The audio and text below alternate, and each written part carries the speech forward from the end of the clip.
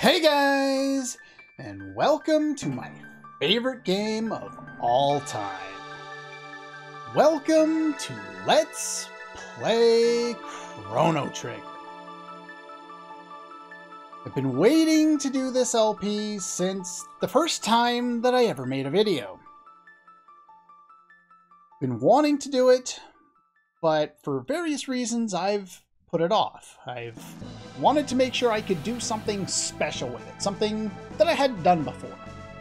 And I think I found out what that something's going to be. If you watch the little introduction video, then you know what that is.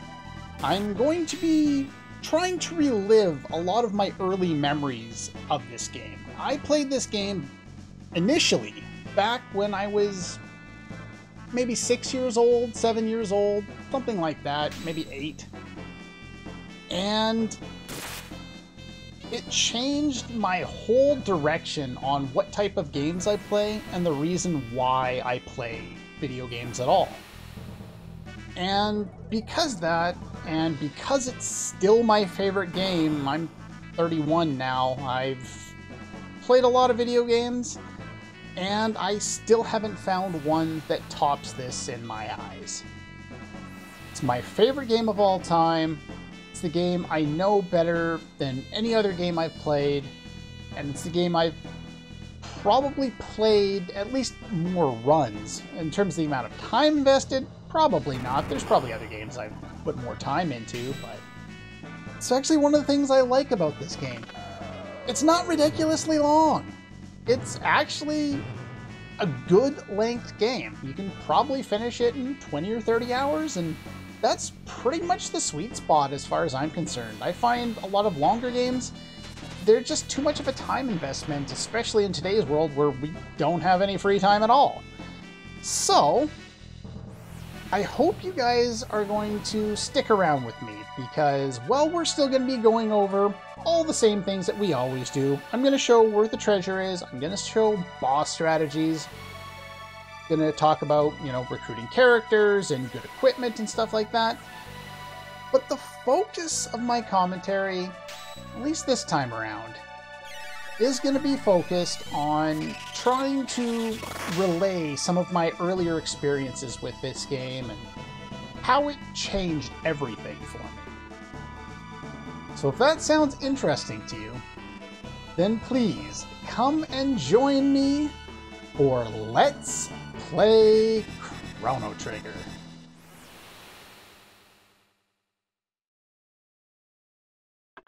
And I could sit here and watch this intro forever, but let us begin.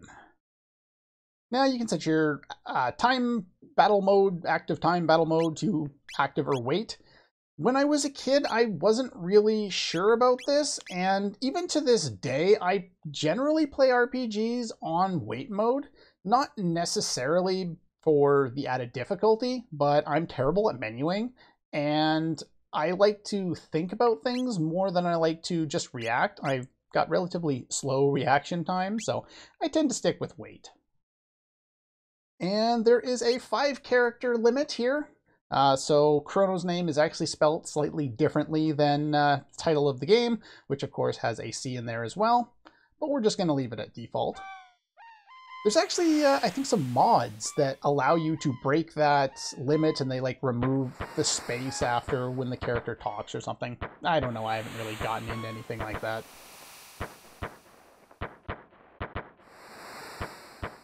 But yes, this game was originally released on the Super Nintendo in 1995. It was a present, at least for me, from my parents. On my birthday would have been the year after the game came out. The game would have come out in March, I believe, or no, March in Japan, August in North America, where I am. And when the game was given to me, it was my birthday, which was in March, so it must have been the year after. And yeah, this was a birthday present that took me a little while to completely figure out. It was the first pure JRPG I ever played. Malene's Bell.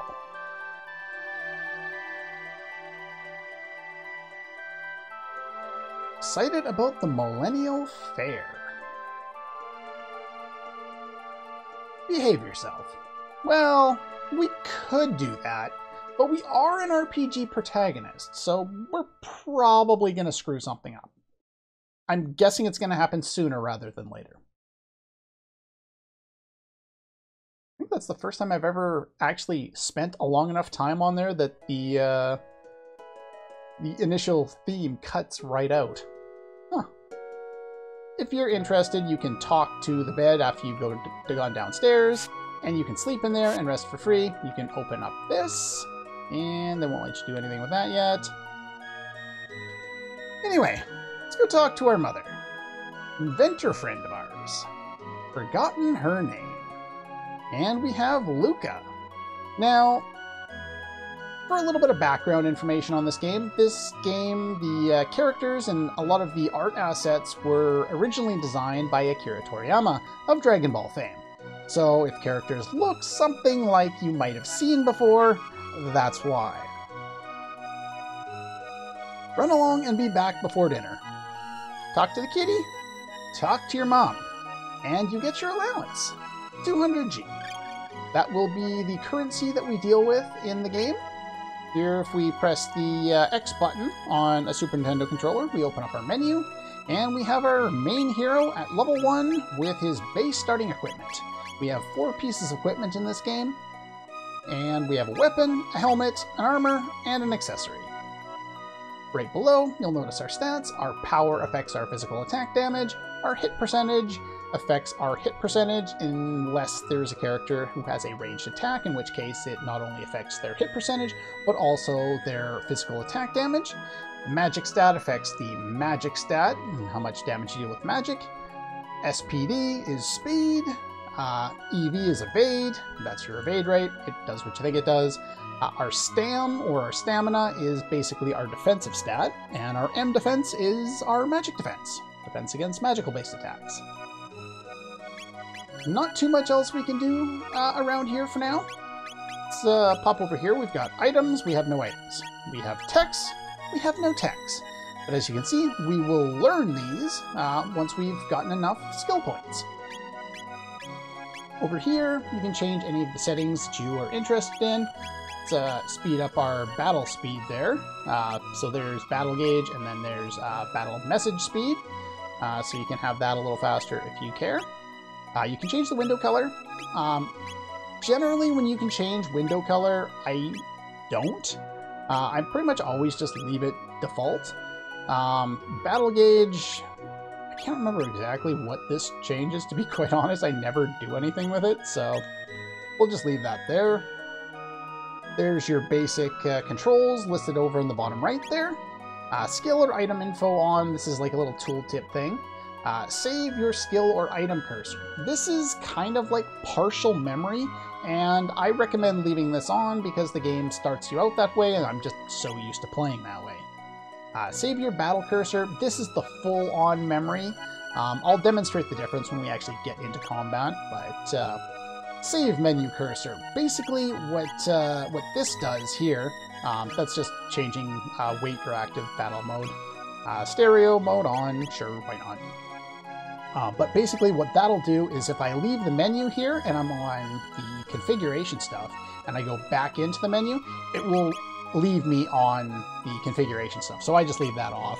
Here you can exchange the order of your characters, and here you can save your game. All pretty straightforward. So, let us explore this world that we're in.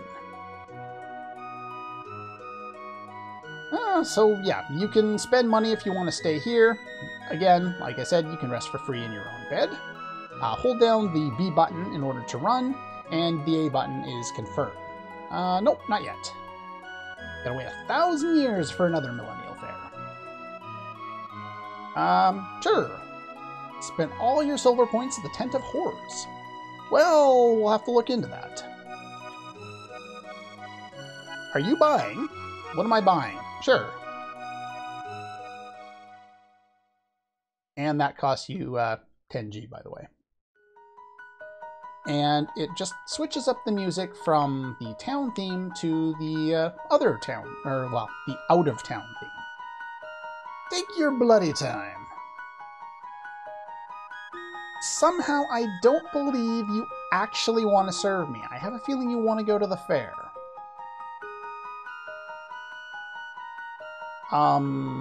Considering I just started the game, no. Well, my character's an airhead. Sounds about right. Sure, I'll remember. Hope the big one isn't coming. Now, this game was, of course, made in Japan. You know, they are on the Pacific Rim of Fire in the real world, so maybe this was relevant to something that was going on at the time. I don't know. What I know about the game, it could also have some reference to that. Fox has been in the family for generations, and no, I'm not going to play a clip of Major Armstrong every single time we see this.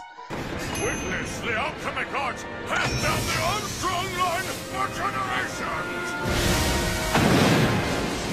Maybe once or twice. We'll see. Open it up and you may have what's inside. But it's sealed by a mysterious force. And hitting the box for whatever reason resets the music. And that's about it. So we can go and check out some of the other houses around here. It's made the discovery of a lifetime, huh? So happy you could scream. And here's the market. Visit our stall in Lean Square. Well, I'm specifically avoiding the area that was popping balloons earlier, so we'll go there eventually. No I don't. Mayor's Educational Center. Think of it as a workshop for beginners. Take the things you find here. Yes. And she says nothing. Okay, fine. Need a brief weapons and items seminar. Weapons include swords, bows, and guns. Some weapons can only be used by specific party members, and by some, she means pretty much any weapon. Each character has their own individual weapon class, and I don't think there's any sharing at all in this game, so. Armor and headgear are different. They're usually either for everyone, or there's some that are like male specific or female specific. And most accessories are equipable by everyone, though there are a few that are specific to certain characters or, basically, yeah. So there's a tonic, that's your basic healing item. It's like a potion in other games. In the DS version and beyond, they've retranslated that to a potion. I don't know why. Early on, they Final Fantasy VI, or technically Final Fantasy III on the SNES, did that as well. They called it a tonic early on. Scattered through the world, you can find these, which is a save point. You can walk while reading messages, but if you go too far, you'll miss them. Which is nice, so you can talk to you and then you can walk away. You use the Y button, you can move the thing so you can actually see what you're doing, which is cool. They're quite useful. Okay, I'll say no, fine. Shelters at save points to completely restore HP and MP. They're basically a tent. And here you can get a bit of a battle tutorial. They'll explain the basics of how things work, and they actually do a pretty good job at it, though I almost never view these anymore. If you target one of them, and your attack will hit another enemy if it is one of those ones where it can hit an area of effect. So you usually want to target ones that are closer to the middle with something like that. And with other attacks, you can hit enemies that are on a line of sight. So if you have a line-based attack, you'll want to target the furthest one back a lot of the time. For whatever reason, if you target the front one, a lot of times it won't actually hit the ones in behind it. So there's a little tip. They say you can put it on anyone in the line, but that's not always true.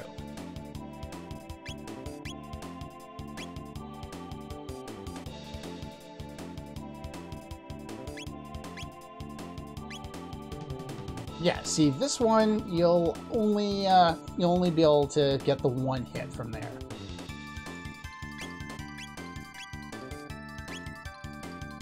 Yeah, some some attacks are like, they'll just make a horizontal line on the screen as opposed to a line coming from your character toward the target. So yeah, there's some interesting use of characters and enemy placement in battle, which is actually quite nice. And then yeah, so there's one final one that puts you in the attack zone, so you'll only hit enemies around you. This is the least, I'd say the least common and the least useful. There are some nice abilities that you can make use of with this, but a lot of the time the enemies just aren't in range and it doesn't end up working out too well. Feel more confident? Sure. What about you? Some monsters have special attacks. Okay. Yeah, so this one just gives you the basics, you know, poison, does kind of what you think it does. Slow, makes you slow. I like how they give you a good idea of what you're looking at. That way it's not, you know, random. It's like, oh, I'm in a status effect. What status effect does that happen to be this time? Sleep is pretty obvious. It's nice.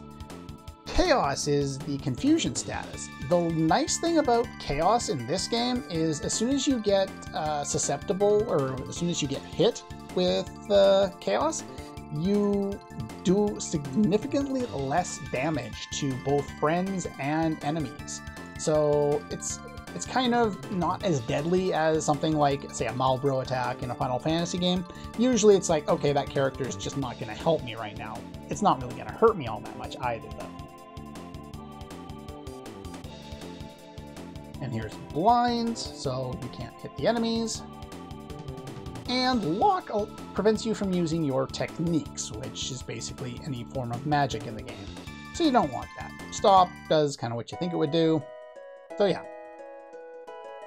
Use a heal item, which is basically like an Asuna or a Remedy, except in this game, they're cheap as balls. They cost almost nothing, and they're very, very easy to come by. Use a Revive, which is your basic Phoenix Down item, and you'll recover HP if you happen to drop to 0. Hold L and R down if you want to run away. And the numbers next to the sword and shield indicate your attack and defense power. Higher the number, greater the power. And we already kind of went over that. Magic damage will be reduced by 10% if it's a 10 value. So it's kind of like a percentage more than an innate value. A star after any characteristic means it's at its maximum level. Cool. Do I want an old guy's advice? Not really, but we should probably talk to you anyway. Learn a lot of techniques as you progress. Techniques are magical attacks that also utilize your weapons, and you'll acquire them with discipline, mainly just attacking. And if you talk to him a second time, you get a gift of 300G. And then you can pick up the treasure chest from behind him. You can do that at any point, though. So there's that. There's the beginner's hut. I like it when they put these in games, like they did in this game and in Final Fantasy IV and Final Fantasy VI. It just gives you access to, you know, more creativity. You get to learn a little bit about the game, and then they don't have to have boring tutorial battles to show you how to do things that are required, considering you can go off and do the other stuff whenever you want. Our Kingdom of Guardia is 1,000 years old. King is the 33rd. Can't control his own daughter, huh? That's interesting.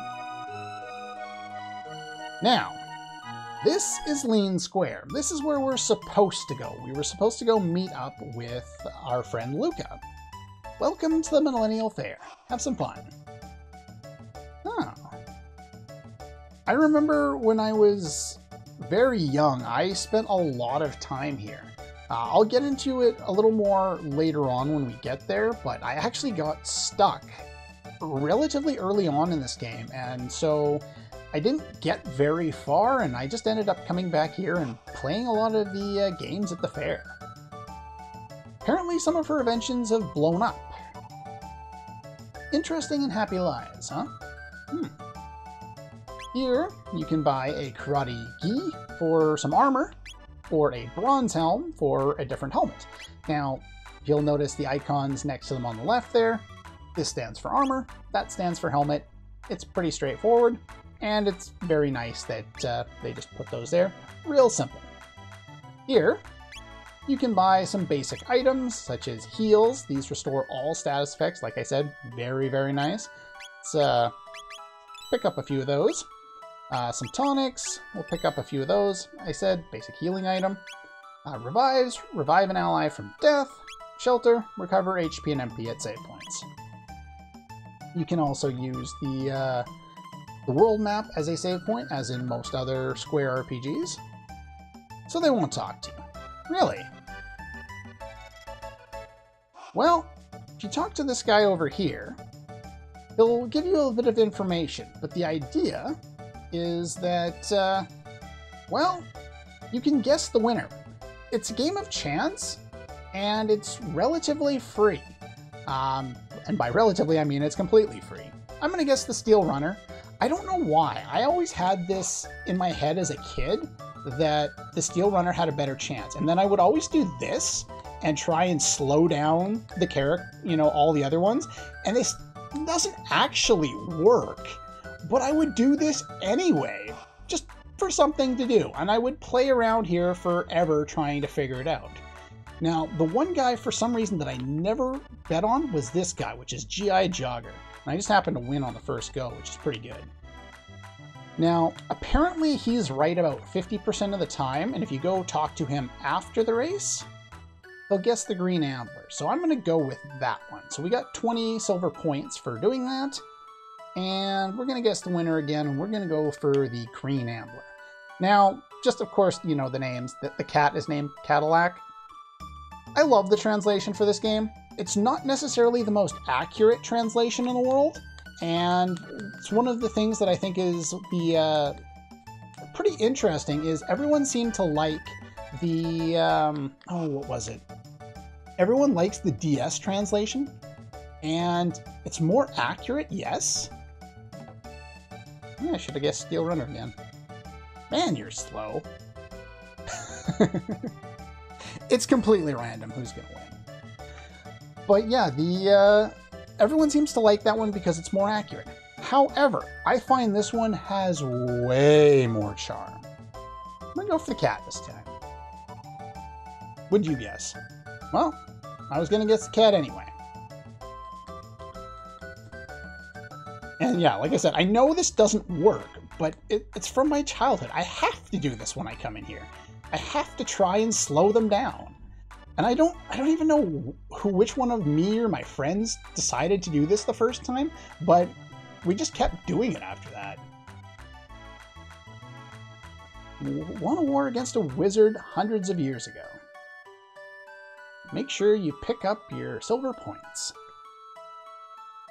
This guy pays big bucks for charms, weapons, pendants, and other rarities. Buy something from Melchior the Swordsmith. Well, you've got a load sword. I believe they translated this as a silver sword in the DS version, which is fine, doesn't really bother me all that much. Some of the translation changes do bother me because they lose a lot of the charm that this version has, but this one doesn't. But yeah, it's a lot more powerful than what we have. As you can see here, we have 8 attack, and this one gives us up to 10, and that one gives us up to 17. I'd recommend buying neither of them, but if you press the down button, you can equip, and you can basically do all your equiption right here in the menu without having to open up the menu after the fact and do it once you've bought everything. So that's pretty cool. But yeah, we don't need to buy anything from you. You live on the continent to the east. Come see me sometime. Okay, will do.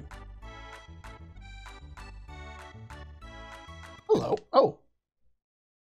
Hey, an automatic sequence happened. We're making progress in this game.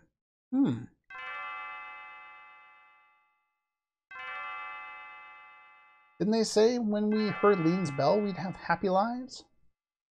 Your pendant's gone. Are you alright? Well, I can see it's over here. Let's go grab it. It's got a lot of sentimental value. Sure. It was yours to begin with. Feel a little out of place. Yeah, you can walk around with me. Hey, look at that. I got myself a date and I've only been here for about 10 minutes. a true gentleman. By the way, my name is Okay, seriously, am I the only one who, when they were a kid, thought, oh, her name is actually and then renamed her to Am I the only one who did this? Probably. Anyway, here we have Marley. In the Japanese, it's Maru, and in some of the promotional like videos for the game, it's listed as Marl, M-A-R-L. I called her Marley from the first time I saw her. I'm going to continue to call her Marley, but you can call her Marl if you are so inclined. Chrono, what a nice name. And as you can see from this exchange of dialogue, Chrono is a silent protagonist. He does not speak. This makes it easier for the player to put themselves in Chrono's shoes and interact with the characters. But other than that, it really gives him no personality at all. Which is fine, because there's a lot of other characters around here that have plenty of personality. Now, you can exchange silver points here for G. If you want G, it's your basic form of money. It's in the bottom left there, underneath the time. If you so desire, you can do that. I don't really need to do that, but it's an option that's there. Let's see what else we can do. Let's go over here. Well, that's completely different. What have we here? X, Y, L, and R buttons to dance. Got some spending money from the elder. Prehistoric dance. How enchanting. Well, the music's definitely different around here. Jurassic rhythm. And that's all they say. Pressing the B button and dashing here and there, I'm pooped. Dance just rejuvenated you. Does that actually rejuvenate you? No.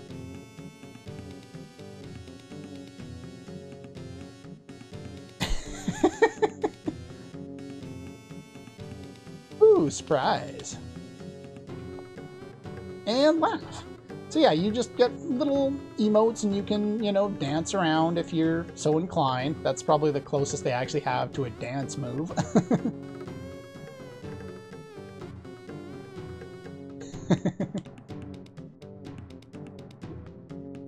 I think you cycle through some of them. And I think I pressed too many buttons. There we go. But yeah, that's completely out of nowhere. Just one screen. What else we got here? Soda guzzling contest. Yes, this is a Super Nintendo game. I'm sure it's been changed to death from the original intent, but press the A button as many times as you can, and I cannot mash at all anymore.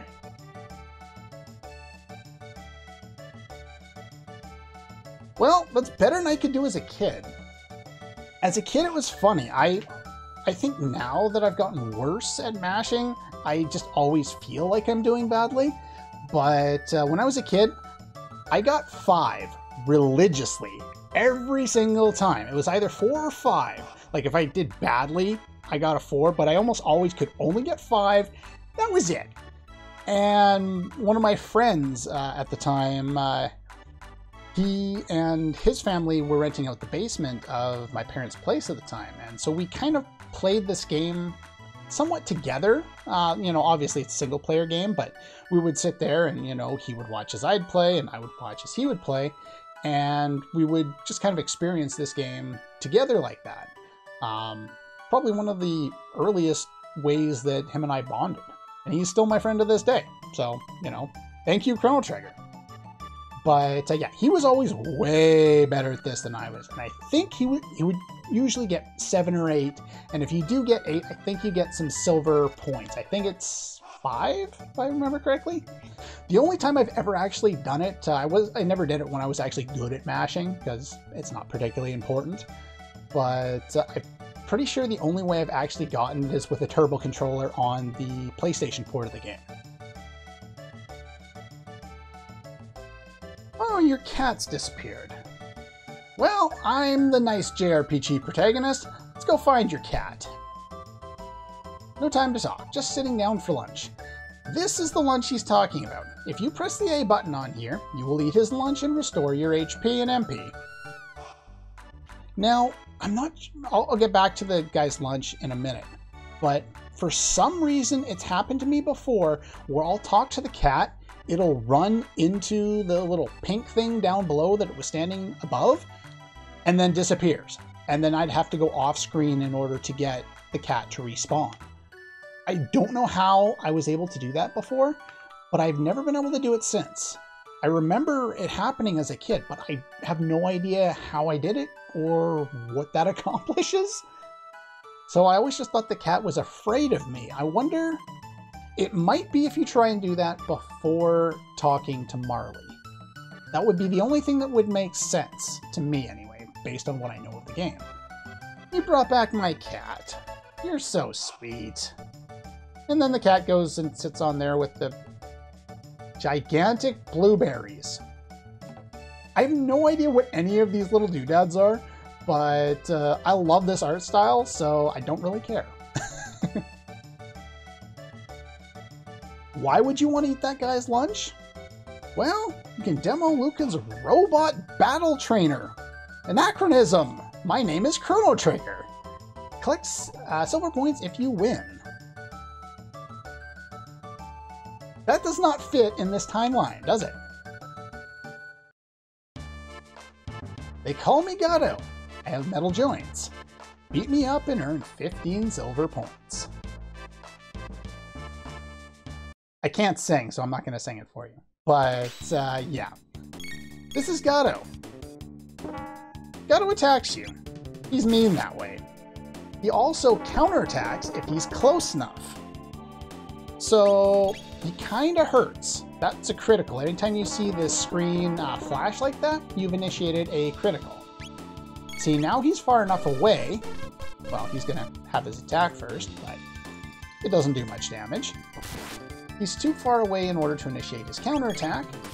Oh, another critical. Go Marley.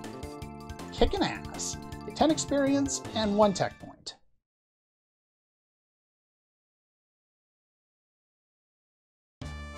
I lost, you won. Here's 15 points. Now, wasn't that fun?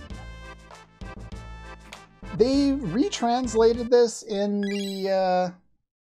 Now, if you go out there and you run at the right time, it actually extends the amount of time you spend during the screen transfer, because after you win from him, you'll get... let's just use a tonic here real quick. Because after you run down, you can... there's like a spot in time after you get your coins where you'll stop moving. You won't be able to move anymore. And so there's a critical hit. Nice. Each character's critical hit is its own animation, which is actually really cool. So that's just a normal attack.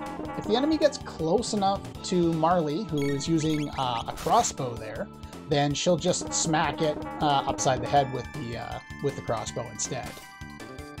I'm surprised he's not actually close enough there, but... And we each got a level up.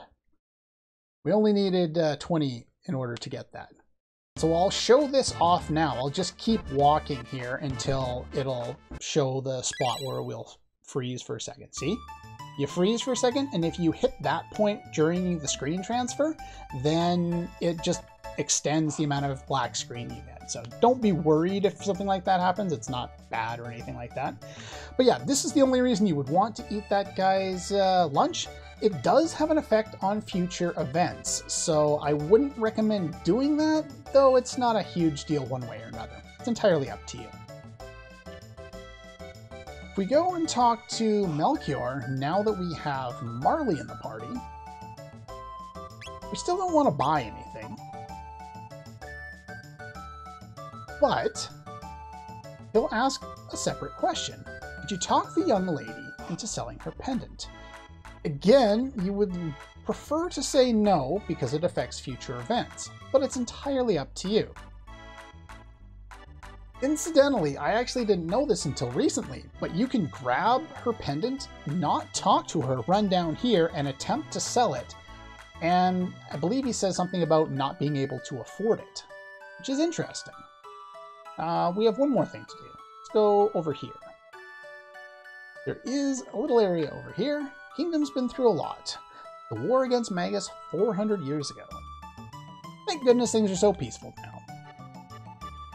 Press the A button while facing the bell. Judge your distance carefully, press the A button again.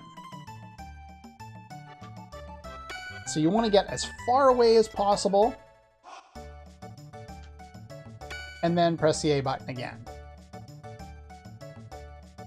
This is the slowest method of gaining points. And it's relatively easy. You just have to go all the way back. If you start moving forward again, you get nothing out of it. Alright, this guy over here, this is the Tent of Horrors. We have 75 silver points.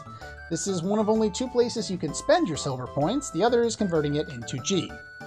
So what I'm going to do is I'm going to pop outside here real quick. Open up the menu, and we're going to save. Now, if we go back in here, we can actually play some of these games. And if you've played Final Fantasy III, guess who made his way into this game? Hi, Kefka! When I first played this game, I thought the laugh was creepy. I didn't know who Kefka was because, well, I never played a Final Fantasy game on a Super Nintendo console until years later. My introduction to Final Fantasy was Final Fantasy VII. I had never even heard of the series, nor had I played any other JRPG prior to playing this game, and I played this game pretty young. Norstein Beckler's Lab, spine-tingling show is about to start. How many silver points would you like to pay? You got 10, 40, and 80. Each is a different game, and this is going to be difficult for me because when I was a kid, what I would do here, this is Vix, wait a minute, Wedge, Piet. 2 out of 3's not bad.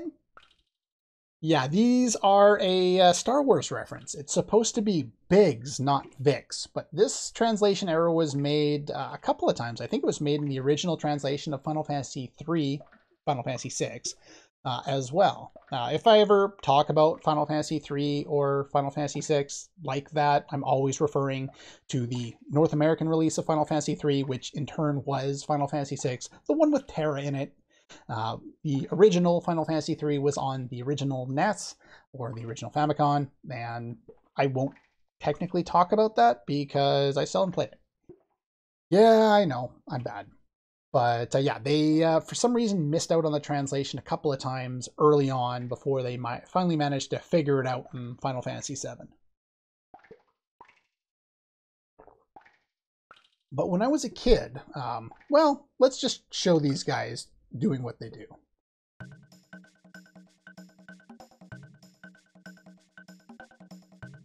He's in the middle.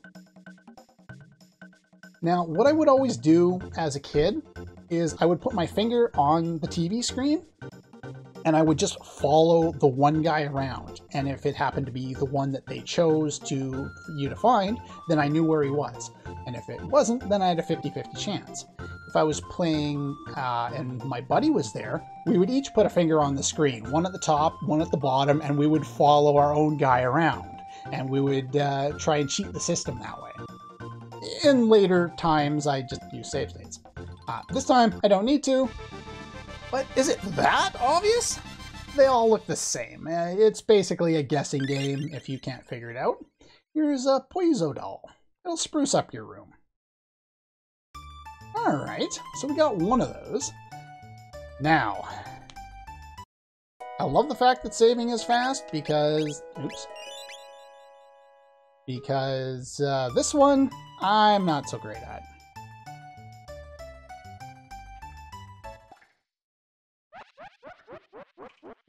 And other than saving, I just wanted to hear the laugh again. How many points? Let's show off the 40-point game. L is left arm, R is right arm, Y is laugh, A is surprise.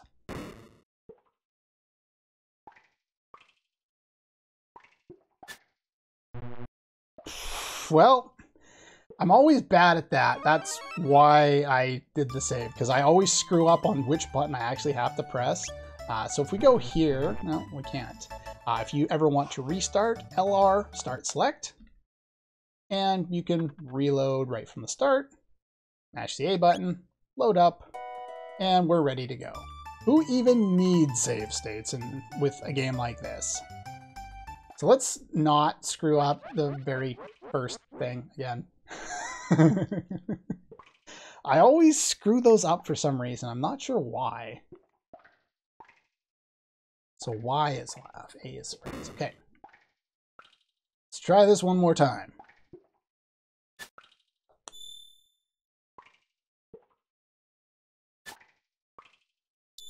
There we go. Now they can duplicate on you, so kind of be aware of that.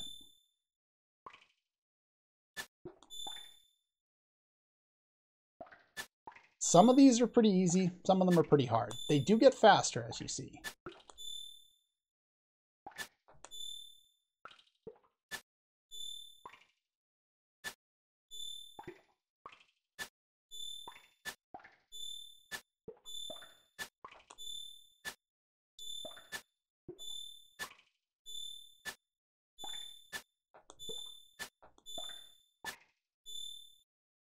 There we go.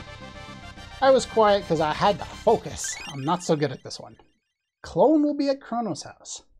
Now, as a kid, I wasn't really good at either of those. Well, like the first one I was relatively good at. That one was fine. But after we did, or with the Mimic one I wasn't all that good at. So I would always have to keep playing over and over again to try and get the rewards for that.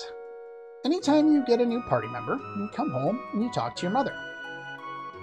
Only seen you with Luca. Who's your pretty new friend? Marley. I'm sure I've seen you before, dear. Where was that?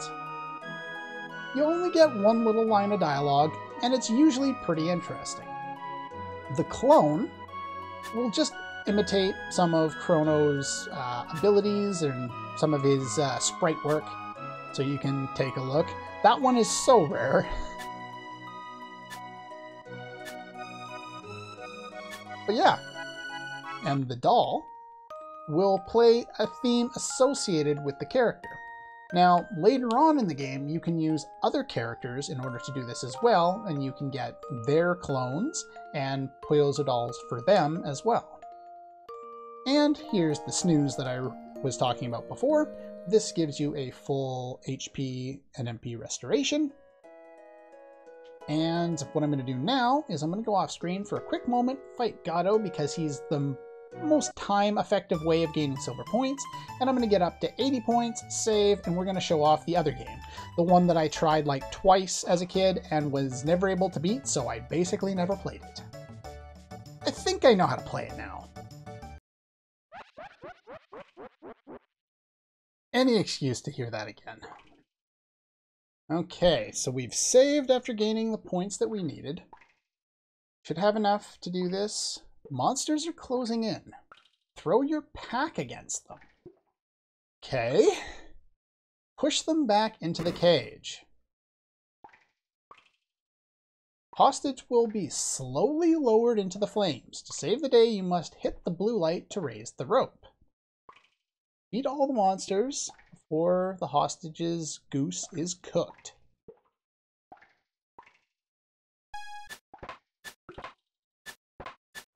Now, if you do this, hit that.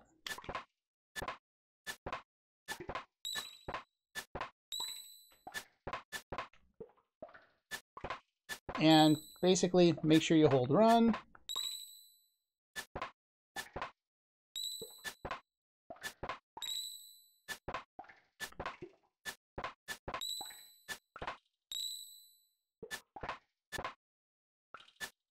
There we go. Gotta be careful. Game's kind of mean at times. You do have to hit the A button there. There we go. I never really understood understood exactly what I was doing, and I was just really bad at it early on when I was a kid, and just didn't understand how it worked. What, you're not going to explain it?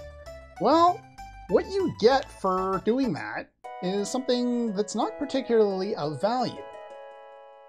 But you get another cat. Now, if you play any of the other games, you will get cat food. And it's supposed to help the cats from running away. I believe you can get up to 11 cats. I've seen people do it, and it's kind of ridiculous. But you lose an amount of like cat food as you walk. So as you play the game, you have to come back here and grind more cat food to get more cat food to keep your cats happy.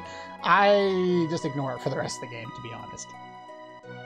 But yeah, anyway, that's pretty much all I had in store for you guys today. Give you a quick little opening on how the world works. Next time, we're going to go on a little bit of a tour with our friend Marley. Not just explore the fair, but explore the rest of the world. We explored the first world that we're at, and this is the City of Truce. It's not the only city we have access to. So next time, we're going to go and explore the castle and the other city that's down on the lower part of the continent. If you want to check out where that is, press the select button to open up the world map, and you can basically see nothing except for pixelated blah. But there is a city on the lower part of that lower continent on the left side. But anyway, that's all for this one. And I'll see you guys next time.